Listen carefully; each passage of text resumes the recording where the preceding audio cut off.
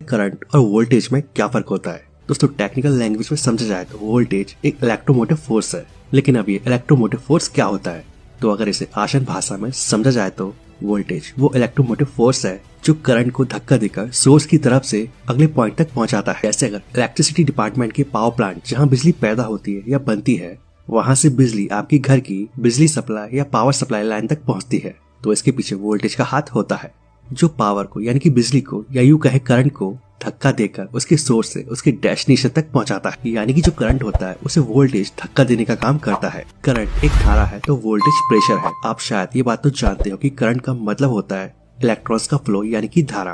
तो करंट को अगर हम धारा मानते हैं तो वोल्टेज उसका प्रेशर है, यानी वोल्टेज उस प्रेशर को दर्शाता है जो करंट को एक छोर से दूसरे छोर तक ले जाता है। करंट को I से दर्शाया जाता है और जबकि वोल्टेज को V से। इसके अलावा वोल्टेज के बिना करंट फ्लो नहीं हो सकता है, जबकि वोल्टेज बिना करंट